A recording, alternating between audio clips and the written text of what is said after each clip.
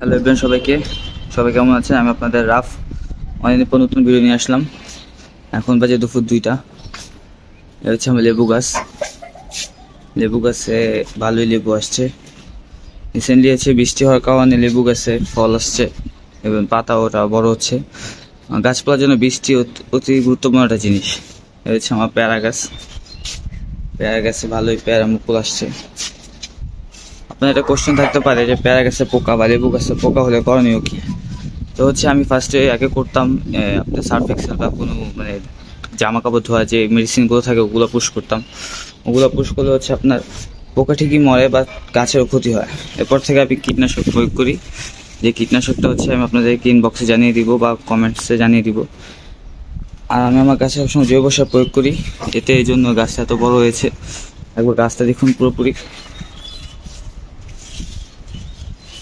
মাসাল্লাহ অনেক বড় হয়েছে। মাত্র 6 মাসের মাথা গাছটা অনেক বড় হয়। গাছের নিচে মাটি কম বাট ফল অনেক বেশি। কারণ হচ্ছে আমি সপ্তাহে সপ্তাহে সার প্রয়োগ করি। এই কারণে হচ্ছে আমার হচ্ছে ফলটা অনেক বেশি। ফলটা একবার দেখুন, ফল এসেছে, এখানেও ফল, এখানেও ফল। তো ফল আসার কারণ হচ্ছে সার প্রয়োগ করার কারণে। লেবু গাছে বেশি একটা সার প্রয়োগ করা হয় না, কারণ লেবু গাছে শিকড়টা পুরোপুরি মাটি নিয়ে নিয়েছে, তাও ফুল ধরে। লেবু গাছ আমার লেবু গাছ হচ্ছে 2 ধরনের লেবু ধরে, গোল লেবু আর লম্বা লেবু। এই আর সবসময় গাছে পানি দিবেন, তাহলে গাছ উর্বর থাকে। পাইপ দিয়ে পুরো গাছে পানি ছিটিয়ে দিবেন। আর যে গরম, প্রত্যেকদিন পানি দেওয়ার ট্রাই করবেন। আর হচ্ছে এটা হচ্ছে আমাদের প্যারা গাছে পোকা হলে করণীয় হচ্ছে কীটনাশক প্রয়োগ করতে হবে। কীটনাশকের ফলে হচ্ছে প্যারা গাছটা বড় হবে। পেয়ারা গাছে পেয়ারা ধরার প্রথম কাজ হচ্ছে আমি প্রত্যেক সপ্তাহ মাটিতে চাপা দিয়ে ডিমের খোসা দিই। আর বাসায় যদি রান্না করা হয় শাকসবজি মানে যে নিচটা যে ফালানো যাওয়া যে অংশটুকু, এটা গাছের ভিতরে দিয়ে দিই। বা কোনো প্রাণী মারা গেলে ওই প্রাণীটা আমি ছোটো মুরগি টুরগি মারা গেলে মাটিতে দিয়ে দিই। এতে হচ্ছে গাছটা অনেক উর্বর হয়। এগুলো করলে আপনারা হচ্ছে পেয়ারা গাছ অনেক বড় করতে পারবেন। আমার পেয়ারা আমি একটা খেয়েছি। পেয়ারা গাছের ভিতর আমার লাল পেয়ারাটা পুরোটাই হচ্ছে ভিতরে লাল, কিন্তু অনেক মিষ্টি। আর রিসেন্ট দেখছি আমার ধরেছে হচ্ছে পিঁপড়ার জন্য আমি ওষুধ প্রয়োগ করবো। বিভিন্ন নার্সারিতে গেলে আপনি ওষুধের কথা বলে আপনাদেরকে ওষুধ দিয়ে দিবে। সপ্তাহে একবার উপয়োগ করতে হবে। বেশি প্রয়োগ করে গাছ চলে যাবে, মারা যাবে। আর ডেলি গরমে একবার পানি দিতে হবে। আর সপ্তাহে পানি স্প্রে করে দিতে হবে, যাতে হচ্ছে গাছের পাতা শুকিয়ে না যায়। আরও বিস্তারিত যদি জানতে চান পেয়ারা গাছ সম্পর্কে বা লেবু গাছ সম্পর্কে, কমেন্ট বক্সে কমেন্ট করে জানাবেন, নতুন ভিডিও করে দেখাবো। এখন আপনাদেরকে দেখাই হচ্ছে মুরগি। আচ্ছা, মুরগি খুব ফার্মি মুরগিগুলো ভালোই বড় হয়েছে একটু মাসাল্লাহ। এখন প্রাপ্তবয়স্ক হয়েছে, এই এখন ডিম পাড়ার বয়স। আমার মুরগিগুলোকে আমি খাবার দিই হচ্ছে ফিড। এটাও দেখাবো কি খাবার দিই। ফার্মি মুরগিগুলো এখন চোখ গরম, তাই মাসাল্লাহ আমি অনেক ছোটো নিয়েছিলাম। যদি আপনারা আমার আগের ভিডিও দেখেন তাহলে বুঝতে পারবেন যে মুরগিটা কত ছোটো নিয়েছিলাম। আর আমি টাইলস করা, কারণ হচ্ছে টাইলস ঠান্ডা থাকে সবসময়, মুরগির কোনো ক্ষতি হয় না, মুরগি রিল্যাক্সে থাকতে পারে। এবার দেখুন আমার মুরগির ভিতর খোপে অনেক স্পেস।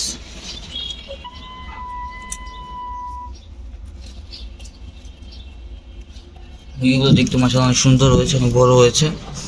দেখে আপনাকে কি খাবার দিই আমি আমার মুরগিকে আমি ফিট আর ধান দিয়ে থাকি। ফিট আর ধান আমার মুরগি খেয়ে থাকে। দেখেন খাচ্ছে।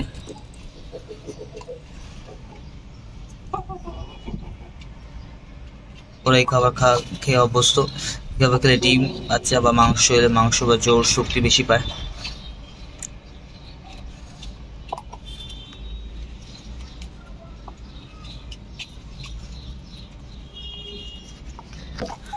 এদিকে আছে আমার কক মুরগি, অনেক বড়। এগুলো আমি বের করতে পারি না, এগুলো ঠুকুর মারে, অনেক ব্যথা করে টুকুরে। এগুলো 10 টাকা 20 টাকা করে যে মুরগি বেছে, এই মুরগি আমি বড় করি। 4-5টা ছিল, খেয়ে ফেলেছি, অসুস্থ হয়ে যায়, বয়স হয়ে গেছে এখন প্রাপ্তবয়স্ক। এখানে অনেক বড় স্পেস, এখানে টাইলস করা। এদিকে হচ্ছে আমার বাগান বিলাস। বাগান বিলাস গাছটা আমি অনেক ছোট আনি, এখন অনেক বড় হয়, বড় হয়ে গিয়েছে, অনেক ফুলও ধরেছে রিসেন্ট, দেখতে অনেক সুন্দর লাগে। দেখলে বুঝতে পারবেন যে কত বড় হয়ে গিয়েছে, ক্যামেরা বোঝা যায় না, সামনে আসলে বোঝা যাবে যে কত বড়।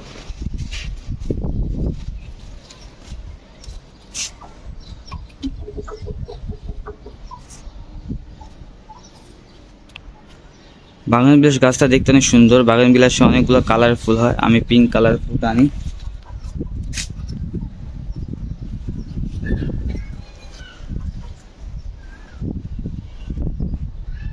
ওই ছাদে হচ্ছে আমার মেহেদি গাছ, যে গাছটা মারা যায়, পানি দেওয়ার পর গাছটা আস্তে আস্তে গ্রো, সেটাও দেখাবো গাছটা কত বড় হয়।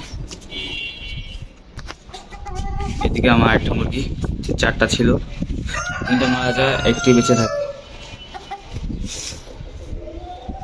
এই হচ্ছে মেয়ে মুরগি, উপর খাঁচা খালি। চিন্তা করছি যে নতুন মুরগি আনবো কালকে মিরপুর হাট থেকে।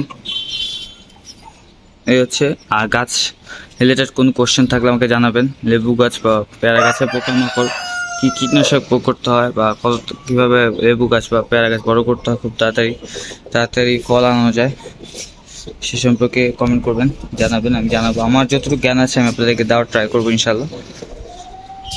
তো আজ এখন আমি আপনাদেরকে উপরে ছাদে দেখাই মেহেদি গাছগুলো। উপরে ছাদে চলে এসেছি। মেহেদি গাছটা মারা গিয়েছিল, রিসেন্ট পানি দেওয়ার কারণে হচ্ছে নতুন পাতা গজিয়েছে। আমি ভেবেছিলাম যে গাছটা বাঁচবে না, বাট নতুন পাতা এসেছে, তো খুব ভালো লাগছে।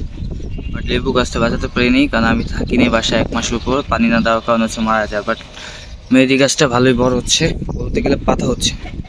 এদিকে হচ্ছে আমার ড্রাগন গাছ, এখন ড্রাগনের সিজন না দেখে ফল আসেনি, বাট ড্রাগনের সিজন আসলে ফল আসবে, এটা 100% শিওর আল্লাহর রহমতে।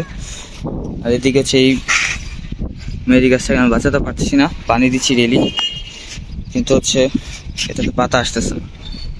বাট এটা ডাল নিয়ে আমি এই গাছটা তৈরি করি, মেহেদি গাছ। ডালটা ভেঙে মাটিতে ঢুকিয়ে দিই, মানে পানিতে কয়েকদিন ভিজিয়ে রাখি, শিকড় বের করে দিন ভিজিয়ে রাখি, হয়ে যায় গাছ।